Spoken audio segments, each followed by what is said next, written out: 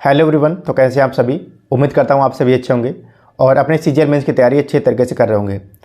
तो इस वीडियो में मैं बात करने वाला हूं एसएससी सीजीएल 2024 टीयर 1 के रिजल्ट के रिवाइज होने के बारे में।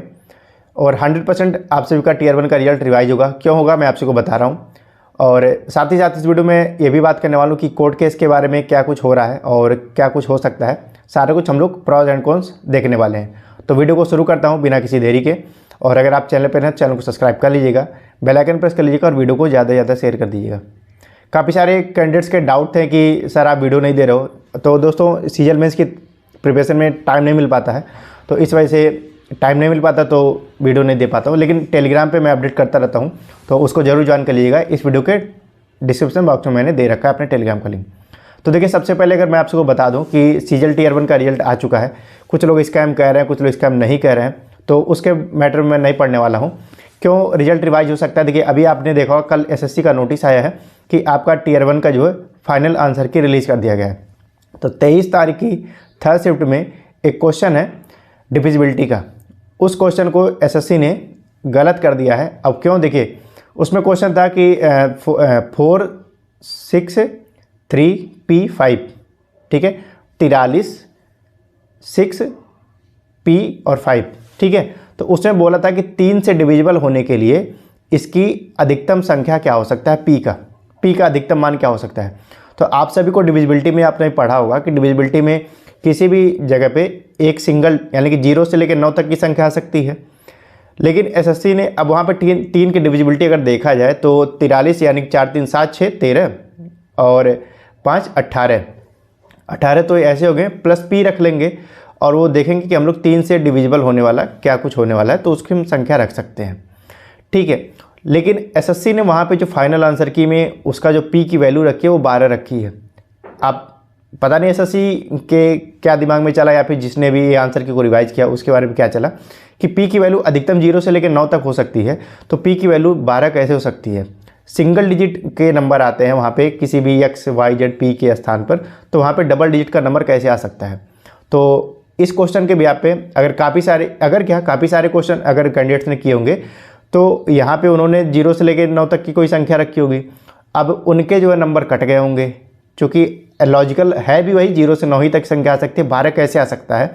तो उस भी आप पे अगर किसी ने किया होगा, अगर क्या मैक्सिमम जिन्होंने सीजीएल का तैयारी किया होगा डिविजिबिलिटी के इस तरह क्वेश्चन हर कोई करता है, ठीक है।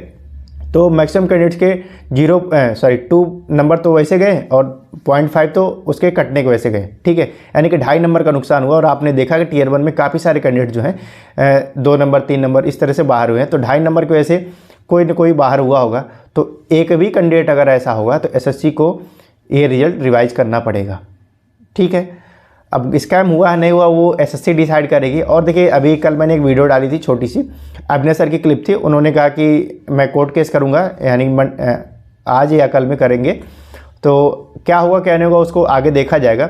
लेकिन जहाँ तक मुझे ऐसा दिख रहा है कि एसएससी सीजीएल 2024 का टीयर 1 का रिजल्ट जो है विवादों में है, रहेगा भी। और जैसे 2023 का कोर्ट केस अभी तक निपट नहीं पाया है, उसी तरह हो सकता है सीजीएल 2024 भी कोर्ट केस की तरफ जा रहा है, ऐसा मुझे देखने को लग रहा है, ठीक है। तो इस वजह से अभी तो एक ही क्वेश्चन मिला है, ऐसा हो सकता है अभी कुछ और क्वेश्चन मिले। तो जो भी क्वेश्चन आपके पास है उसको आप टेलीग्राम पे हमारे शेयर कर सकते हैं। इस वीडियो के लिंक में डिस्क्रिप्शन में है, उसका लिंक है, ठीक है। और कमेंट बॉक्स में कमेंट भी कर सकते हैं अपनी अपनी राय। और स्कैम नहीं हुआ है ये मैं नहीं कर रहा हूँ, क्योंकि भाई इसके लिए मेरे पास प्रूफ भी नहीं है। और क्या कुछ चीज़ें हैं वो सब लोग अपने अपने हिसाब से देख सकते हैं, ठीक है। बाकी सीजीएल मेंस का बारे में अगर मैं बात करूँ तो देखिए 18 19 20। और एक चीज़ मैं बता दूं कि मेरे हिसाब से सीजीएल मेंस का एग्जामिनेशन जो है एक दिन में होना चाहिए। क्योंकि देखिए, अभी जो रिजल्ट आया उसमें नॉर्मलाइजेशन का कुछ काफ़ी सारा रोल देखने को मिला है। उस नॉर्मलाइजेशन की वजह से ऐसा हुआ है कि अब्रप्टली किसी के नॉर्मलाइजेशन में सेम शिफ्ट में 2 नंबर बढ़े, किसी के 10 नंबर बढ़े हैं। तो ऐसा मुझे देखने को मिला है 1-2 कैंडिडेट्स में।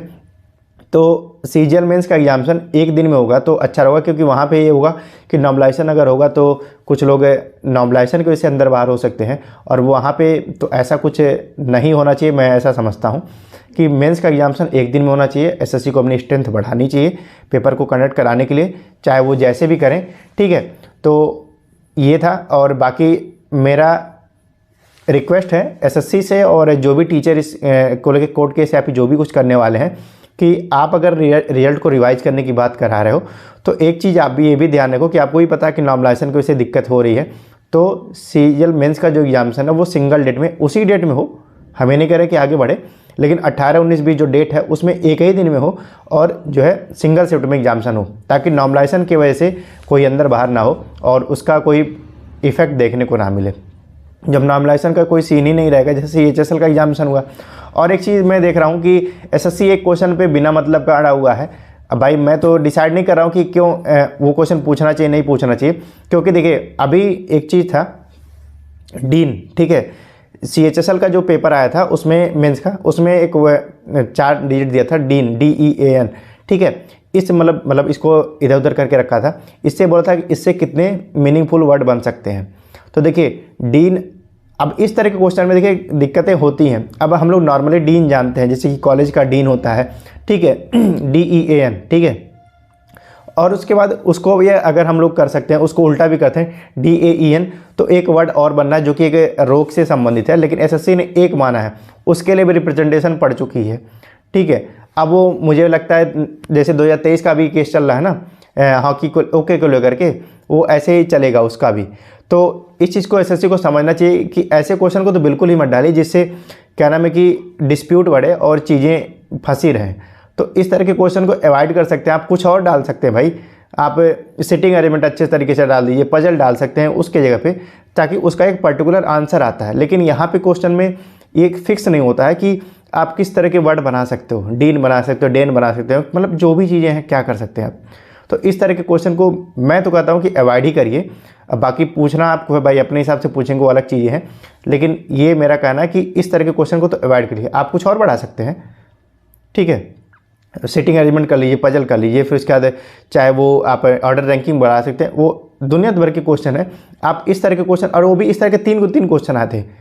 अब 3 क्वेश्चन को, अब चलिए मान ली एक क्वेश्चन भी है, हाँ 2023 के सीजन में भी एक ही क्वेश्चन पड़ा हुआ है, जिसकी वजह से ये अभी तक जो भी बच्चे ज्वाइन किए 2023 वाले, फिर भी उनके मन में ये है कि मैं बाहर हो सकता हूँ, अंदर हो सकता हूँ, रिजल्ट रिवाइज हो, ये है वो है।